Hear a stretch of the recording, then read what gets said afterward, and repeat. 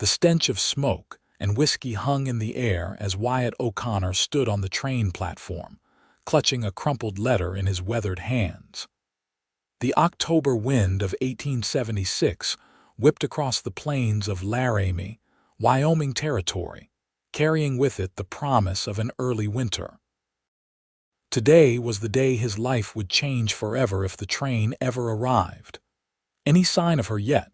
Sheriff Dawson asked, ambling up beside Wyatt.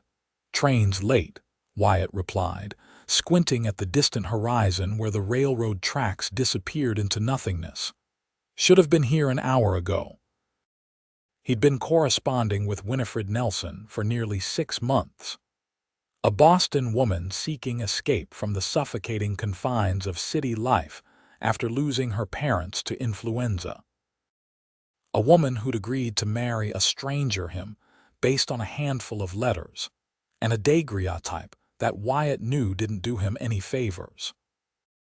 At 32, his face was already weathered from years under the harsh western sun, his once handsome features now creased with worry lines and the remnants of smiles rarely given. The distant whistle finally pierced the air, and Wyatt straightened his collar, smoothing down his best shirt. The locomotive appeared first, a great iron beast belching smoke and steam, before slowing to a screeching halt at the Laramie station. Passengers began to disembark: a businessman in a fine suit, a young family with 2 rambunctious boys, an elderly couple. Wyatt's eyes scanned each face, searching for the woman from the small photograph he'd received. Honey blonde hair, bright eyes, a hesitant smile. "Mr. O'Connor," a porter approached, looking concerned. "You waiting on a Miss Nelson?" Wyatt nodded, dread settling in his stomach. "Sir, you'd better come with me. The lady's taken ill on the journey." Wyatt followed the porter to the last passenger car. There, slumped against the window, was a pale young woman who bore only a passing resemblance to the photograph he carried. Her face was flushed with fever, her blonde hair damp with sweat and clinging to her forehead. "Miss Nelson, Winifred," Wyatt approached cautiously, her eyelids fluttered. "Mr. O'Connor," the words came as a whisper. "I'm so sorry, I thought I could make it." "What happened?" Wyatt asked the porter while kneeling beside the woman who was supposed to become his wife. "Started coughing bad round Denver. Fever set in yesterday. Refused to stop, said someone was waiting." Wyatt touched her forehead, burning hot. Without hesitation, he slipped one arm beneath her knees and the other around her shoulders, lifting her slight frame easily. "I've got you, Miss Nelson. You're going to be all right." Though as her head lolled against his shoulder, Wyatt wasn't certain if his words were true. Sheriff Dawson cleared a path through the curious onlookers. "You need Doc Sullivan. Send him to my place," Wyatt replied, carrying Winifred toward his wagon. "And find Alma Thompson. Tell her I need her nursing skills." The ride to Wyatt's ranch outside town was agonizingly slow. Every bump in the road elicited a whimper from Winifred, who drifted in and out of consciousness. His small homestead came into view, modest but well-built, with a main house, barn, and bunkhouse for the 2 ranch hands he employed. "Boss," Lewis, his youngest hand, came running from the barn. "That her? What's wrong?" "She's sick. Get the guest room ready." Wyatt carried Winifred inside, his mind racing. This wasn't how it was supposed to be. They were to meet, perhaps share an awkward meal at the hotel restaurant, then he'd bring her out to show her the ranch. If she approved, the justice of the peace would marry them the following day. Instead, he was laying a desperately ill woman on his spare bed, wondering if she'd survive to see morning. Doc Sullivan arrived within the hour, his wizened face grave as he examined Winifred. Pneumonia, most likely. The train journey through the mountains didn't help matters. "Will she recover?" Wyatt asked. "Hard to say. She's young, seems strong-willed to have made it this far, but the next few days will be critical." Sullivan handed Wyatt a small bottle. Laudanum for the pain. Willow bark tea for the fever. Keep her warm but not overheated. Liquids if she'll take them. Alma Thompson arrived shortly after, her gray hair tucked beneath a sensible bonnet. At 56, she'd helped birth, heal, and bury half the population of Laramie.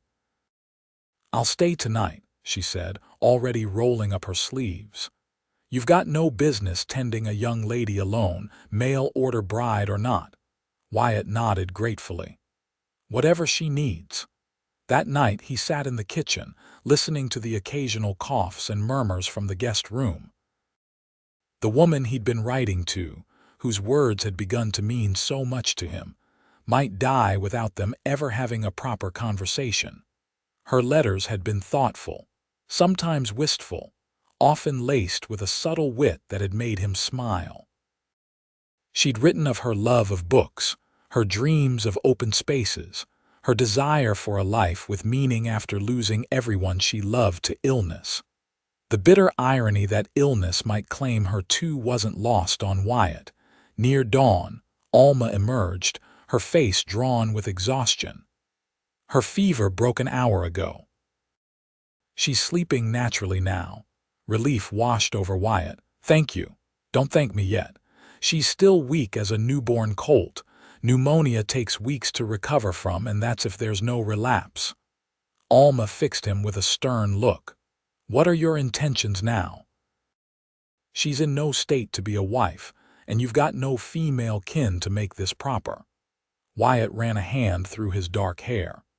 "I'll send for the preacher's wife to come stay, and I'll sleep in the bunkhouse until Miss Nelson is well enough to decide if she still wants this arrangement."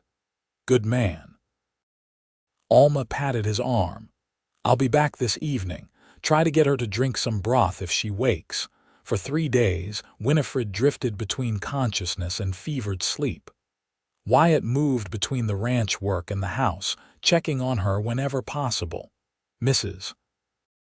Henderson, the preacher's wife, had agreed to stay during the days, while Alma returned each evening on the 4th day. Wyatt entered the guest room to find Winifred awake, propped against the pillows.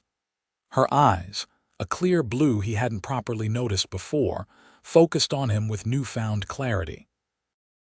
"Mr. O'Connor," she said, her voice hoarse but stronger than it had been, "I believe I owe you an apology." "Nothing to apologize for, Miss Nelson." He remained by the doorway, respectful of propriety. "I've disrupted your life and home. This isn't what you agreed to when you sent for a bride." A small cough interrupted her, and she pressed a handkerchief to her lips. Wyatt crossed to pour her a glass of water. "I agreed to marry a woman who wanted a new start in Wyoming. That hasn't changed unless you've changed your mind." She accepted the water gratefully. "You don't even know me." "I know you've got grit. Most would have stopped in Denver when they took ill." A slight smile touched his lips. "And I know you write a fine letter." A hint of color that wasn't fever touched her cheeks. "As do you, sir." "Wyatt, please." He gestured to the tray beside her bed. "Think you could manage some soup? Mrs. Thompson says you need your strength." Winifred nodded, then paused. "Who is Mrs. Thompson? And who was the other lady here earlier?" "Alma Thompson's our town's best nurse. Mrs. Henderson is the preacher's wife. They've been looking after you since." "Well, I couldn't do it myself. Wouldn't be proper. So I haven't ruined my reputation entirely." A ghost of a smile played on her lips. "No, madam, though there's talk, of course. Small town." "And what do they say?" Wyatt shifted uncomfortably. "That I ordered myself a bride who arrived half dead. Some think I should send you back east once you're well enough to travel." Her eyes widened with alarm. "And will you?" "That depends on you, Miss Nelson. I won't hold you to our arrangement if you've had second thoughts." "Wyoming's not for everyone." Winifred studied him for a long moment. "I haven't seen much of Wyoming yet, Mr. O'Connor Wyatt. Just this room and whatever I glimpse through fever dreams. I'd like to give it a fair chance if you're still willing." Relief flooded through him. "More than willing. But you focus on getting well first." There's time to decide the rest. Over the next 2 weeks, Winifred slowly regained her strength. Mrs. Henderson continued her daytime supervision, teaching Winifred about the house and the peculiarities of Western living when she felt strong enough for lessons. Wyatt kept his distance, sleeping in the bunkhouse and only visiting during daylight hours with the preacher's wife present. Still, they began to know each other through conversations that lasted longer each day. Wyatt told her about the ranch, a modest spread of 500 acres with a small herd of cattle and a few horses. How he'd come west after the war between the states, unable to settle back into Tennessee life after what he'd seen as a Union soldier. Winifred shared stories of Boston, her years teaching at a small girls' school, caring for her parents until influenza took them both within a week of each other. "I had nothing keeping me there," she explained one afternoon as they sat on the front porch, her first venture outside since her arrival. Wrapped in a quilt despite the sun's warmth, she looked fragile but determined.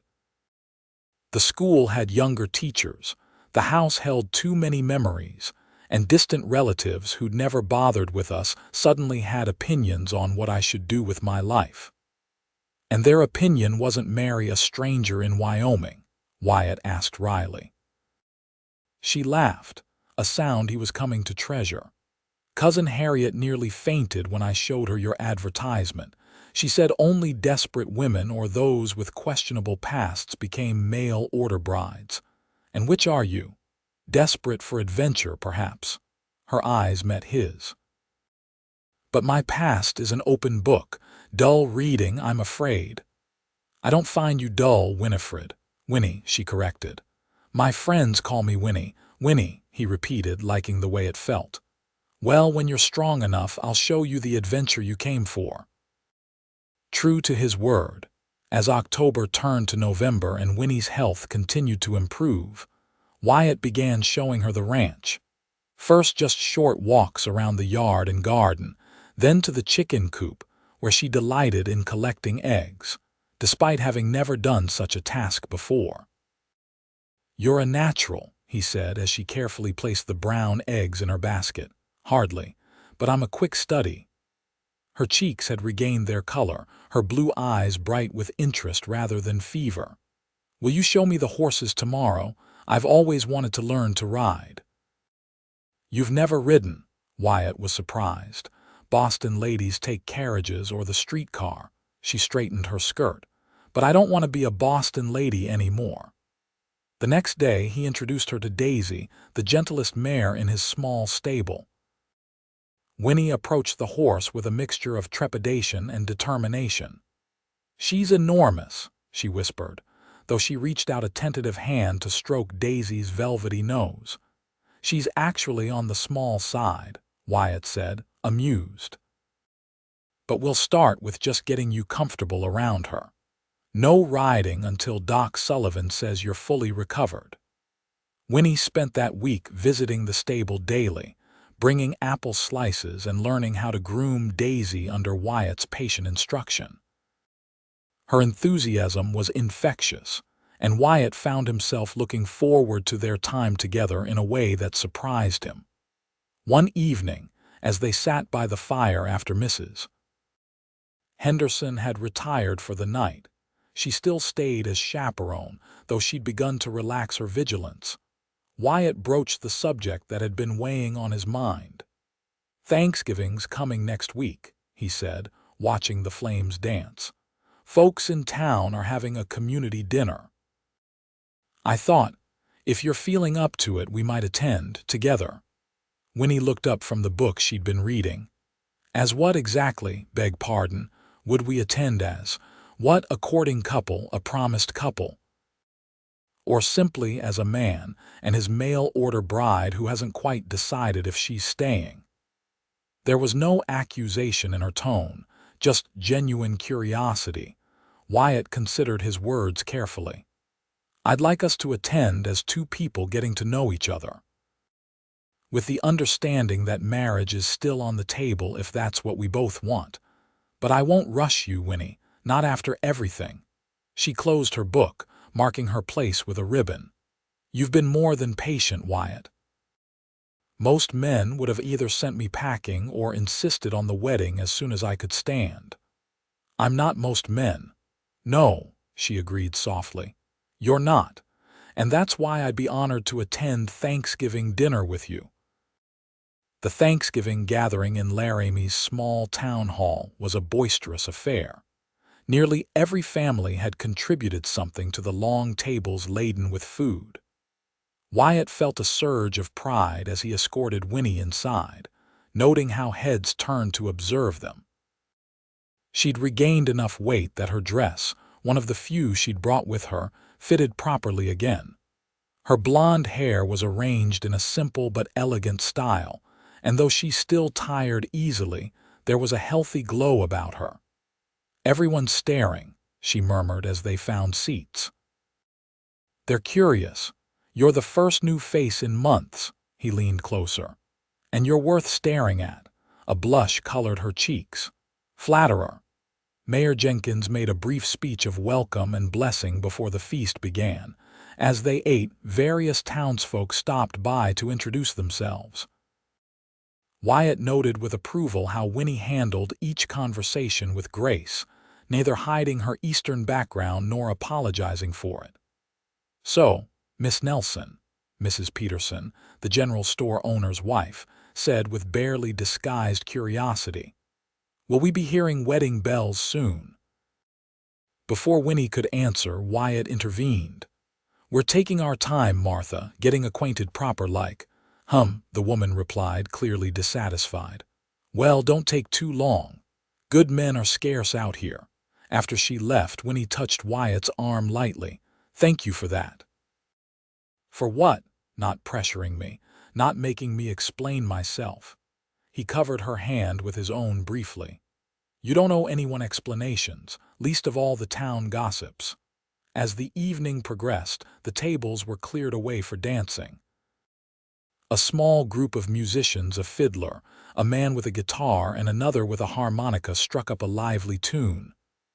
"Would you care to dance?" Wyatt asked, extending his hand.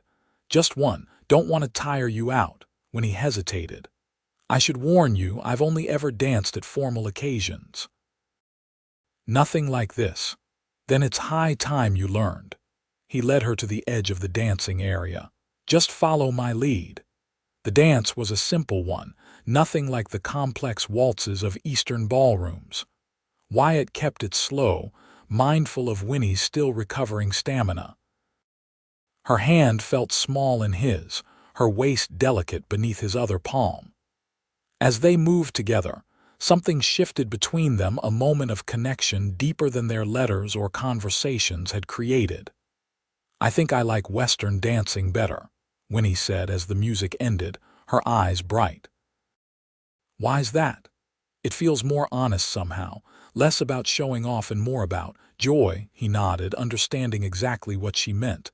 "Ready to head home? You've had a long day." "Home," she repeated as if testing the word. "Yes, I think I am." December arrived with a blanket of snow and preparations for Christmas.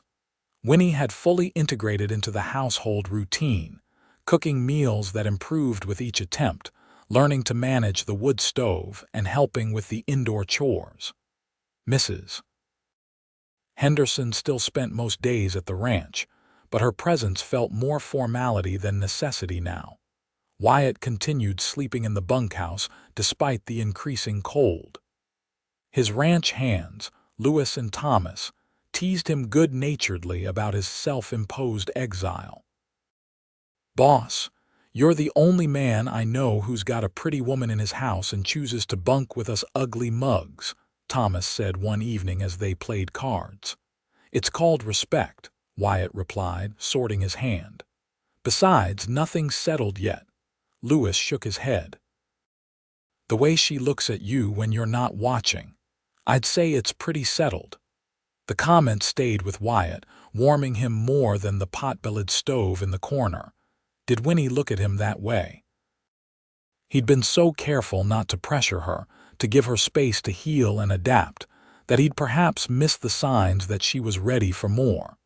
The next day, he rode into town to pick up supplies and make a special purchase at the general store. Mrs. Peterson watched with interest as he selected a small silver hairpin with a pearl decoration. "Christmas gift?" she asked as she wrapped it in tissue paper. "Something like that," Wyatt replied non-committally. When he returned home, he found Winnie in the barn, talking softly to Daisy as she brushed the mare's coat. The sight made his heart swell. This city woman who'd arrived at death's door now, confidently handling a horse that outweighed her many times over. "You've made a friend for life there," he said, leaning against the stall door. When he turned, her face lighting up. "She's the sweetest creature. Dr. Sullivan says I can try riding her next week if the weather permits. I'll teach you." Wyatt stepped into the stall, joining her. "Winnie, I've been thinking. That sounds serious." She set down the brush, giving him her full attention. "It's been almost 2 months since you arrived. You're well now, thank the Lord." "Thanks to you," she corrected. "You and Mrs. Thompson and Mrs. Henderson." "The point is," he continued, suddenly nervous in a way he hadn't been since he was a boy, "we need to talk about what happens next. Christmas is coming, the new year after that. Are you asking me to leave?" Her voice was steady, but he saw the flash of fear in her eyes. "No, God, no." He took her hands in his. "I'm asking if you want to stay, permanently, as my wife." The silence stretched between them, broken only by Daisy's soft snorting. "Wyatt," Winnie finally said, "when I agreed to be your mail-order bride, it was because your letters showed me a good, honest man.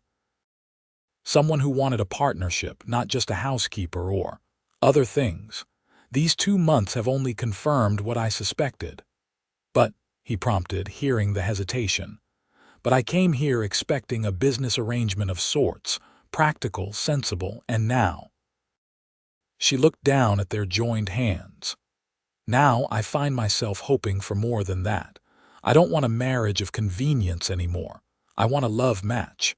And if you don't feel the same way, it would be better for me to leave before." Wyatt released one of her hands to tilt her chin up, forcing her to meet his eyes. "Winnie Nelson, I've been falling in love with you since your 3rd letter, when you told me about reading Robinson Crusoe to your father during his final days.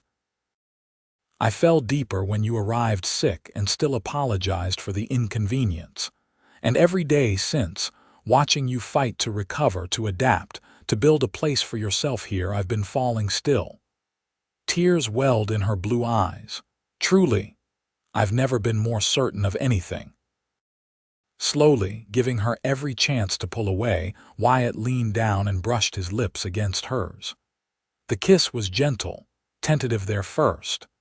When he began to withdraw, Winnie rose on tiptoes to follow, deepening the kiss with unexpected boldness. When they finally parted, both slightly breathless, Winnie smiled. "I believe that's a yes, Mr. O'Connor. I'll marry you. Not because I need security or because it was our arrangement, but because somewhere between your letters and your kindness, I fell in love too." They were married the Sunday before Christmas in Laramie's small church. The entire town turned out for the occasion, partially out of genuine goodwill and partially to witness the culmination of what had become the community's favorite romance. Winnie wore a simple dress of deep blue that Mrs. Henderson had helped her alter, with the pearl hairpin Wyatt had given her securing her veil. Wyatt stood tall in his best suit, hardly able to believe that this remarkable woman was choosing him, choosing this life. "I promise to cherish and protect you all the days of my life," he vowed, his voice steady despite the emotion welling in his chest. "To be your partner in all things, to respect your mind and heart as well as care for your well-being." Winnie's eyes shone as she responded. "I promise to stand beside you through whatever life brings, to build a home with you not just of wood and stone, but of love and mutual respect. To never take for granted the second chance at life that brought me to you." As the preacher pronounced them man and wife, cheers erupted from the congregation. Even Mrs. Peterson dabbed at her eyes with a handkerchief. That evening, in the privacy of what was now truly their home, Wyatt carried his bride across the threshold as tradition demanded. "Welcome home, Mrs. O'Connor," he said, setting her gently on her feet in the main room where a fire blazed cheerfully in the hearth. "It's been home for some time now," she replied, her arm still around his neck. "But this makes it official." The winter passed in a blur of newlywed bliss and hard work. January brought bitter cold and heavy snow, keeping them largely housebound except for essential ranch chores. Wyatt marveled at how seamlessly they adjusted to married life, how easily they found their rhythm together. Winnie proved to be not only a quick study with household matters, but also increasingly interested in the ranch operations. By February, she had learned to ride well enough to accompany Wyatt on short trips around the property. She kept the books with a teacher's precision, discovering ways to make their modest operation more efficient. "You're not what I expected," Wyatt told her one evening as they lay together in the darkness of their bedroom. "Is that good or bad?" she asked, her head pillowed on his chest. "Good. So much better than I dared hope for." He stroked her hair, marveling at its silkiness. "When I sent that advertisement, I was hoping for a practical woman who wouldn't mind the isolation, someone sensible. And instead, you got a half-dead Easterner who couldn't tell a chicken from a rooster," she laughed. "I got a woman of rare courage and intelligence, who looks at difficulties as challenges to overcome rather than obstacles to avoid." He tightened his arms around her. "I got a partner in every sense of the word." As winter grudgingly gave way to spring, Winnie's transformation from city woman to rancher's wife continued. Her hands, once soft and unmarked, now bore small calluses from work. Her complexion had taken on a healthy tan from days spent outdoors. Most remarkably to Wyatt, her spirit seemed to expand with the landscape around her, growing more confident and adventurous by the day. In April, as the first wildflowers began to appear on the prairie, Winnie approached Wyatt with an idea that had been forming in her mind for months. "I've been thinking about ways to diversify the ranch," she began as they sat on the porch after supper, watching the sunset paint the sky in brilliant oranges and pinks. "Oh!" Wyatt had come to respect his wife's business acumen and listened attentively. "We have all this land, but we're only using it for cattle.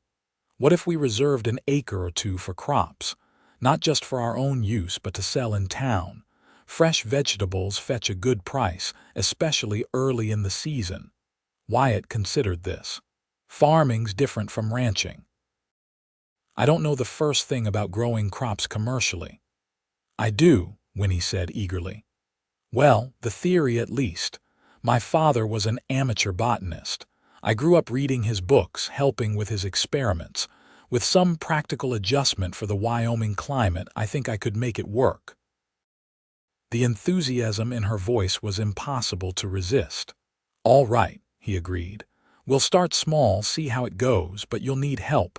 I can't have you wearing yourself to the bone." Her smile was radiant. "I was hoping you'd say that. I already spoke with Maylin at the laundry. Her brother just arrived from San Francisco and needs work. Apparently he worked on vegetable farms in California." "You've thought of everything, haven't you?" Wyatt shook his head, amused and impressed. "Not everything," she admitted, a sudden shyness overtaking her. "There's one thing I haven't quite figured out yet." "What's that?" Winnie took his hand, guiding it to rest on her stomach. "How we'll manage the garden, the ranch, and a baby all at once." Wyatt froze, his eyes widening as her words registered. "A baby, you're certain?" She nodded, watching his face anxiously. "Dr. Sullivan confirmed it yesterday. I'm about 8 weeks along, he thinks. The baby should arrive in late October." "A year after you arrived," Wyatt whispered, awe overtaking him. He pulled Winnie into his arms, burying his face in her hair to hide the tears that suddenly threatened. "I never thought I'd have this. A wife, a child, a family of my own." "Are you happy then?" she asked against his shoulder. "Happy doesn't begin to cover it," he replied, drawing back to look into her eyes. "I'm blessed beyond measure, Winnie O'Connor." The months that followed were filled with preparation and anticipation. The vegetable garden took shape under Winnie's direction, with Zhang Lai, Mei Lin's brother, proving to be an invaluable help. By summer, they were harvesting enough to supply their own table with plenty left to sell in town, where fresh produce was eagerly purchased. As Winnie's belly grew, she adapted her activities but refused to be relegated to indoor tasks only. Wyatt worried, remembering her frail state when she'd first arrived, but Dr. Sullivan assured them that her previous illness had no bearing on her pregnancy.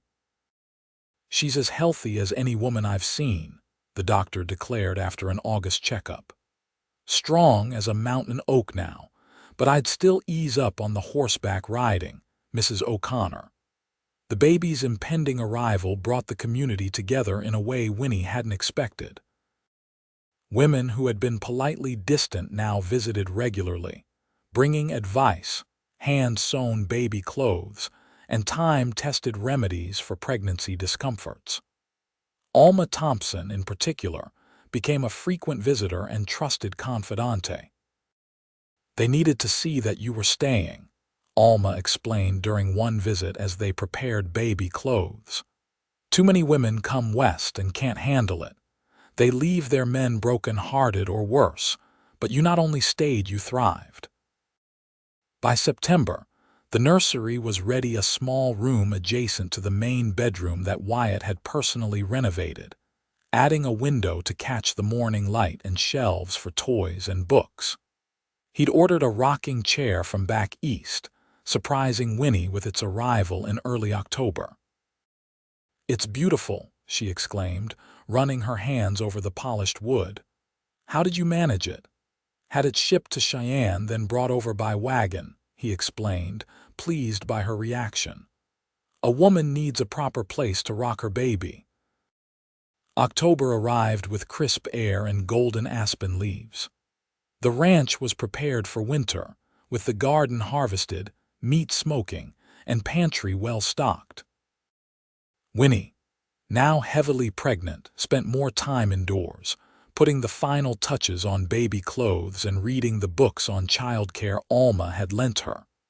On the morning of October 17th, exactly 1 year after Winnie had arrived in Laramie, she woke to a sharp pain in her lower back. By midday, there was no mistaking that her time had come. Wyatt rode for town at breakneck speed, returning with both Dr. Sullivan and Alma Thompson.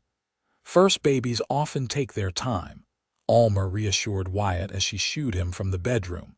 "Go make yourself useful somewhere else." The hours crawled by. Wyatt paced the porch until Lewis convinced him to help with the evening chores, anything to keep his hands busy and his mind from imagining the worst. As the sun set, Winnie's cries became more frequent, each one piercing Wyatt's heart. He found himself at the bedroom door, unable to stay away any longer, listening to Alma's steady encouragement and Dr. Sullivan's occasional instructions. "Almost there, Winnie. One more big push." The cry that followed was different, higher, indignant, new. The sound of his child entering the world. "Wyatt," Dr. Sullivan called. "Come meet your son." He entered the room in a daze. Winnie lay propped against pillows, exhausted but radiant, her hair damp with sweat much like the day he'd first seen her. But instead of illness, it was triumph that colored her cheeks. In her arms, wrapped in a soft blanket, was a tiny red-faced infant. "He's perfect," she said, looking up at Wyatt with tears of joy. "Come see." Wyatt approached cautiously, overwhelmed by the smallness of the new life before him. The baby had a shock of dark hair like his and a determined little chin. "Would you like to hold your son?" Winnie asked. With trembling hands, Wyatt accepted the bundle, cradling his son with a reverence he'd never felt before. The baby's eyes opened briefly blue, like all newborns, but Wyatt fancied he could already see his mother's intelligence in them. "What shall we call him?" he asked, his voice rough with emotion. Winnie smiled. "I was thinking William, after both our fathers. William James O'Connor." "It's a fine name," Wyatt agreed. "A name with history, for a boy who'll make his own." Young William thrived, growing stronger each day. Winnie recovered quickly from the birth, her body resilient in a way that still sometimes surprised Wyatt when he remembered her arrival. By Christmas, she was back to her regular activities, though now with a baby strapped to her chest or napping nearby as she worked. The winter passed in a blur of sleepless nights and days filled with the wonder of watching their son discover the world. Wyatt found fatherhood transformed him in unexpected ways. He'd always been careful, responsible, but now every decision was made with William's future in mind. The ranch wasn't just his livelihood anymore. It was his son's inheritance. Spring brought new beginnings.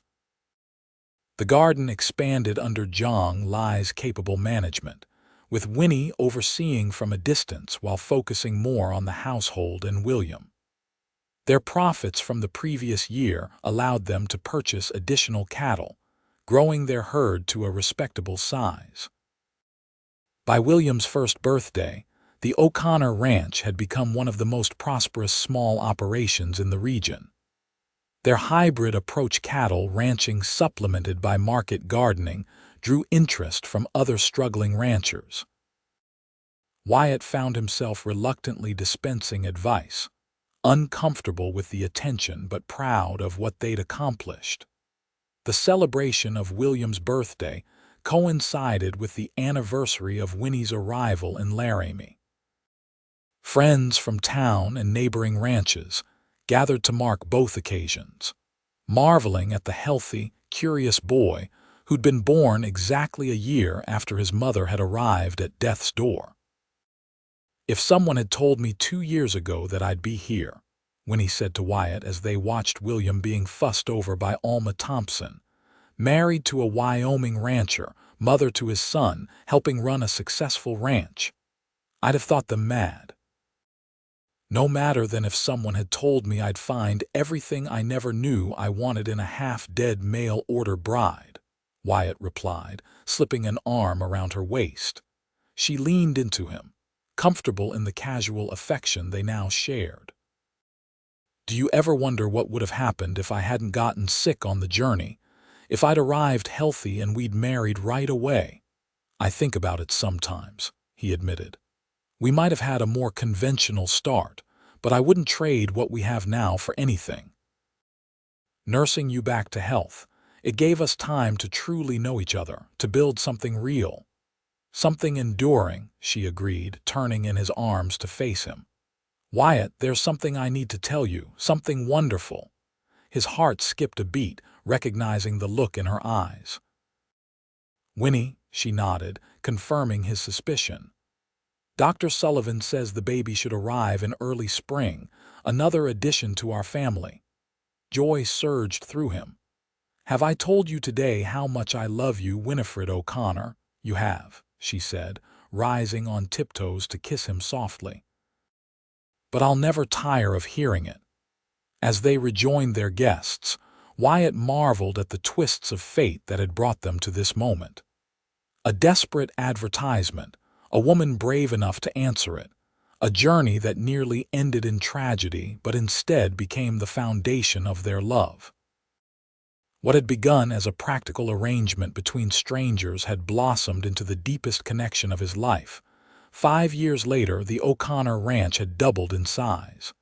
The main house had been expanded to accommodate their growing family. William, now 6, Sarah, 4, and 2-year-old Thomas. The garden had evolved into a proper farm operation, overseen by Zhang Li, who lived in a cabin on the property with his wife and infant daughter. Wyatt had built a schoolhouse on the ranch, not just for their children, but for those of neighboring families too isolated to attend the town school regularly. Winnie, drawing on her teaching background, spent 3 mornings a week educating the 8 students who currently attended.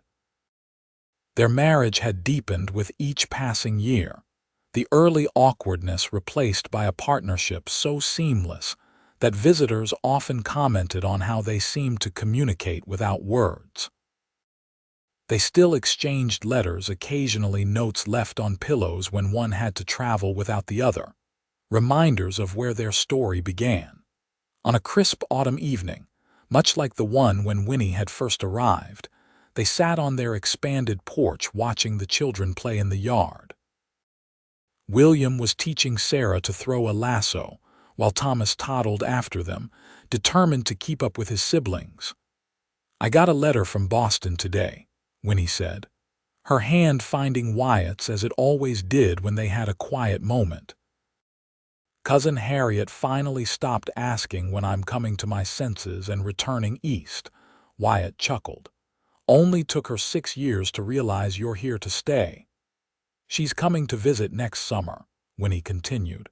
"Says she wants to see this wilderness that somehow tamed me." "Little does she know that you've tamed the wilderness instead," Wyatt finished for her, "that I've never felt more free, more myself than I do here." She looked out at their children, their home, the land that had become as much a part of her as her own heartbeat. "Remember how sick I was when I arrived, how you carried me off that train?" "I remember being terrified you wouldn't survive the night," he admitted. "And then terrified you'd recover and decide Wyoming wasn't for you after all." "I knew it was for me the moment I saw the sunset from our bedroom window," she said softly. "Even through fever, I could tell this was where I belonged. With you."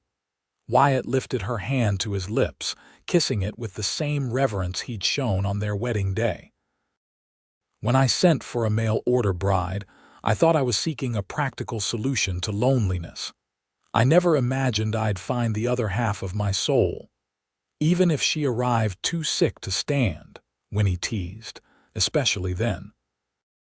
He pulled her close, breathing in the scent of her hair, no longer the rose water of Boston, but the clean, simple soap she made herself, with hints of lavender from their garden. "Because it gave me the chance to show you that I'd stand by you through anything.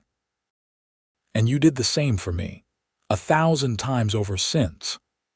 As the sun dipped below the horizon, painting the Wyoming sky in colors no Eastern artist could capture, they called their children in for supper. Together, the family that had begun with a desperate advertisement and a fever-ridden journey entered the warm light of home, their future stretching before them as vast and promising as the western landscape they loved.